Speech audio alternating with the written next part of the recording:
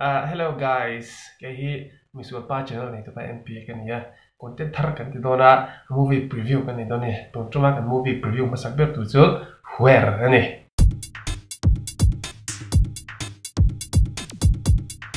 tunlaya Mizo film chhuak nai vai berpol ania nga hlel omma changtu te hian bon turwa director te po damna kim lo director tu te khan ni ta chonin mi langsa le mi lok pui pui te hetiang lam panga sungno lo nei to te an tel bokani ka en chak to khop mai hetilai behind the scene ver m space hi so mi team lam pang movie te music video chi sang lo siam to thina lo lar pui to ne ta mizoram huap te ponin an yang chu production te hi an try emani ama poi milk shake tu tam tak nei to chu mi channel la chuanin he movie behind the scene kan huwa channel te po hi no check out sakna lo subscribe sak don ya content ta thai khop mai quality khop mai class thai khop mai anh a film minga chang chim chim po hian in a cha pom in korea khuer han ding kan bo de ro ya anh mani hian thiat chak na hi omani khuer chu nge ni o khoya nge nyang ti na mai ne ki mani hian anh zuk bi chian na zuk en chian na zuk khiat chian na zuk khiat chian chak na min nei tir ni khuer han tir ngo chuna ning point phu thiam khop mai a minga changin kan han break down khat khavel ni ka khuer ti po hian phu fu ko ti khop mai khuer hi MTKP project ania anoi thei lo trim ha a chi thei lo trim ani de ha kan ron soinon le ni chu khuer hi kalau mudan chuan le achang tu te direct tu te soidan mangin human trafficking chungchang ani ta human trafficking hi rithim lo pokon mai thia kan soilang be re nga tamjok te chuan thathiam thonangin mihring in shal chungchang ani mihring phai lama khwanin heti anglam lampang sum don hi ahlur em ya mizo heti lai mizo student te zirlai te ramdanga ta thok tur te zirna om ti ten an bum chuaka ti chuanin khulam panga inzuar tur te khanin an lei thin vel ani khati an chanchin vel khani tuna kanin tur hi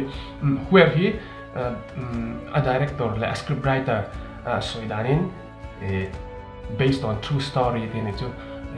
thiếu tak tak khen anh chẳng chụp lên nè nó mất tiền cái này thì cho nên where he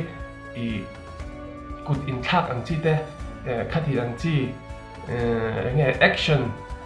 thì nó là action như chị xí đâu anh nhìn bên chốt thế anh nhìn kệ shock anh chi thế cả tầm đón vía bên cái gì anh nhìn vin tua anh chi thế cả chân thiệp bơ wain cái ringa an actor thế mà hmuhnawm in cái ring khát tiếng anh nghe tak anga an chang thei don ani cho nên nga hlel om khopin cái ria thì cho nên an chan na hi han soi le tai la allocation hi chim lam pang te aizol ate po anin cái ringa aizol khan ron soi lang chiang cái liam lo le phai lam pang ate juk chang ne go hati ate an changa an beina sa ne he film hi ti tak zet in an beya hlo tling nge in kering bu ni an ti mai lo ti hriat khak mai ti lai behind the scene kian atang khan rosie kerem sang pu ha ka mu hlol me ani hi zai thiam ani engtin nge film te chang thiam do na mun ti o ka dia zai chu zai thiam khop ma film na bangen su nu pakhat ma la nei lawa engtin nge aron chan don ti kha khria ta cha kom le zolin ka ria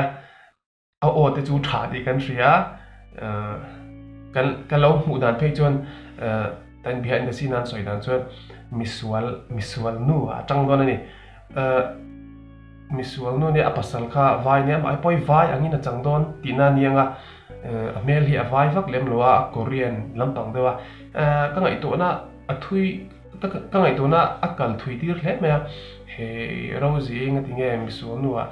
mel te han en hian khochak lampang a pol box ya ngatia vai le ma te atran o ka tia ngai to na te thui khop mai kaka eng wanga thlangen ni Mizoram pung hopa laksa ni wangin audience te capture an du wangin an thlange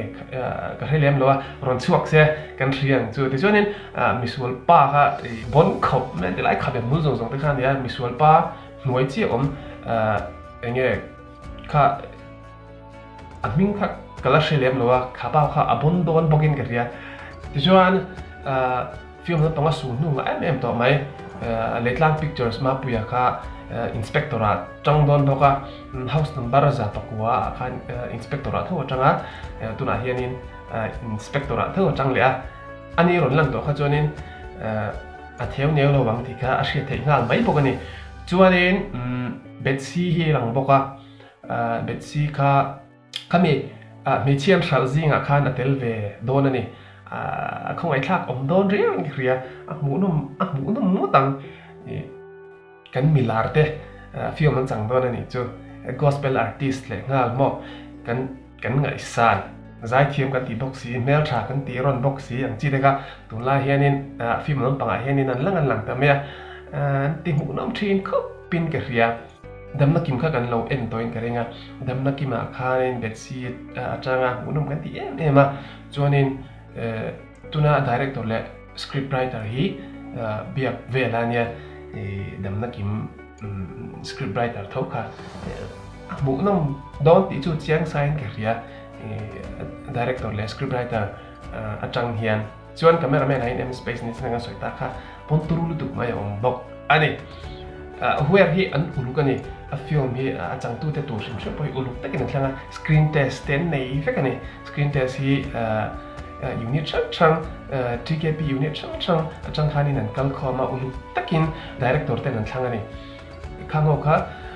tuna video an ron chop chua ka soi thei tlang pui te chuni se Mizo film hi tlang puin amuang thina boring ani chu asap chung takin boring thina chuwang chuan midang tam tak te midang Mizo mi pui chen khat te po hianin amuan thina wangin kan en pe lo thin ne chan chu Hollywood film atamsia Hollywood nen chon te kim rol ne lawa khateng lo em thang tan pe ka chonin amuang lu tuk thina tuna hin engtin nge an kalpui don hriat chak om khop mai ma ro chu tun na hianin film lam pa hin kan thang na sa en tlak to ni kan film te hi tun mi po hi en tlak view in karinga March tha mai hianin an release don le ngala tun mi te po hi lo en nge yang che hmuhnawm bon turu don ti a chiang sa khop mai te chuanin ka du tok nai don anga ka video hi min support ni tian tinanin lo like vela dro chuanin ila subscribe lo ni chun lo subscribe la hey tuna ka tiang chi content thar movie preview ang chi te movie reaction ang chi te po ha kan la nei chho zelang chu in zawain mutui mang tha choi tui back gula